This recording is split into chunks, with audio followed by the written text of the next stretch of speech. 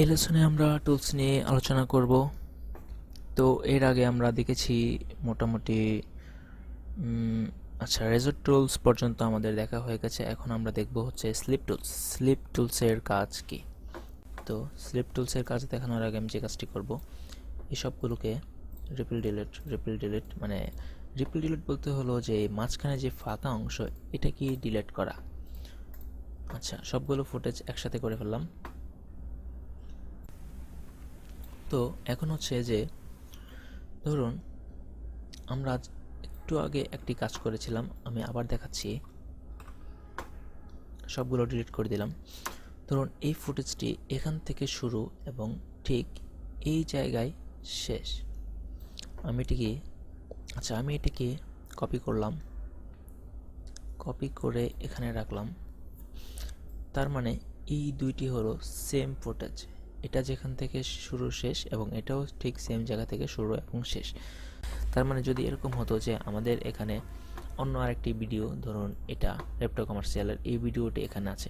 আচ্ছা, আমি চাই যে এখন এই ভিডিওটির 20 সেকেন্ড, এটা আরও 20 সেকেন্ড পরে থেকে শুরু হবে এবং ভিডিও লেন্থ যা আছে তাই। তাহলে আমার যেটা করতে হবে, এটাকে এভাবে সরাতে হবে, এটাকে এভাবে টান দিয়ে ধরে 20 সেকেন্ড, এই যে 20 সেকেন্ড এভাবে রাখতে হবে। তারপর এদিক থেকে আবার 20 সেকেন্ড কমিয়ে দিয়ে এভাবে নিয়ে যেতে হবে। তার মানে সেম লেন্থ রাখার জন্য এই কাজটা করতে হবে। তো আমি যদি চাই, আন্ডু দিলাম, এত কষ্ট করে এটাকে এইদিকে সরাতে হবে না, এটা ঠিক যেই জায়গায় থাকবে সেই জায়গায় থাকুক। জাস্ট আমি এখান থেকে স্লিপ টুলসটি নিয়ে এটাকে সিলেক্ট করে এইভাবে 20 সেকেন্ড এইদিকে দিয়ে দিব। এই হয়ে গেল আমার কাজ। আচ্ছা, এটা যেখানে যেভাবে ছিল সেভাবেই আছে এবং এটা টাইমটা চেঞ্জ হয়ে গেল। তো এভাবেই স্লিপ টুলসের কাজ। তারপর হচ্ছে স্লাইড টুলসের কাজটা প্রায় সেম, একটু আলাদা। এটা হচ্ছে যে এতক্ষণ আমরা দেখেছি যে এটার যেই লেন্থে আছে, যেই জায়গাটায় আছে, সেম জায়গায় ভিডিওর ডিউরেশনটা চেঞ্জ হলো স্লিপ টুলস দিয়ে। আর স্লাইড টুলস দিয়ে যেই কাজটা হয় সেটা হলো যে ধরেন আমি এখানে ধরলাম, এভাবে ট্র্যাক করছি, দেখুন এর মানে হচ্ছে এই ভিডিওটি ঠিক যে জায়গায় আছে এখান থেকে মুভমেন্ট হচ্ছে, এর সাথে টাইমটিও চেঞ্জ হচ্ছে। মানে ভিডিওর যেই ডিউরেশনটি, এটা ধরেন যে জায়গায় এখানে আছে এই জায়গায় না, ধরেন আচ্ছা আমি ভালো করে বুঝিয়ে দিচ্ছি যে ধরেন এই ভিডিওর তো এতটুকু না, এই ভিডিওর তো এরপর থেকে কিছু অংশ আছে, এটারও এদিকে অনেক অংশ আছে।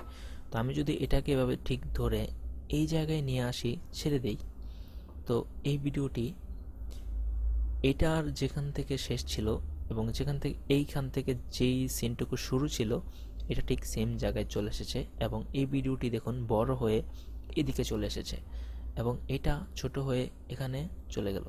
এর মানে হচ্ছে দেখুন, এটাকে আমি সিলেকশন টুলস দিয়ে এদিকে নিলাম, দেখুন কিছু অংশ কেটে গিয়েছে, মানে এটা যতটুকু এটাকে ওভারল্যাপ করেছে ঠিক ততটুকু কেটে গেছে। আবার দেখাচ্ছি, সাথে রাখলাম, এটাকে আমি স্লাইড টুলস দিয়ে এভাবে ধরে এইদিকে নিয়ে গেলাম, আরও নিয়ে গেলাম।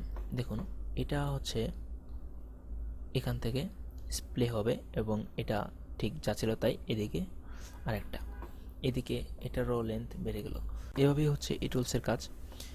দেখুন একটা জিনিস খেয়াল করুন যে আমরা যখন এই টুলসটি ইউজ করেছিলাম, এই রিপল এডিট, এটা দিয়ে যখন এভাবে কাজ করতাম তখন যে কাজটি হতো, এই ফুটেজটি বড় হতো ঠিকই, কিন্তু এর পাশে যেই ফুটেজটি আছে, যে ধরেন রেপ্টো কমার্শিয়াল ফাইনাল, এই ফুটেজটি কাটতো না। এই ফুটেজটি ঠিক দেখুন মুরব্বি চেয়ারে বসে আছে, এই সিন থেকে শুরু। আমরা একটু সামনে গেলাম, এই সিনটি বড় হলো এবং এটা ঠিক যেখানে শুরু ছিল সেখানেই রয়েছে। আর যদি এই স্লাইড টুলস দিয়ে করি তাহলে এটাও সাথে সাথে কাটা শুরু হবে। দেখুন এটাও এদিক দিয়ে সিনটি একটু বেড়ে গেল, এটাও কমে ছোট হয়ে গেল। তো এই ছিল পার্থক্য।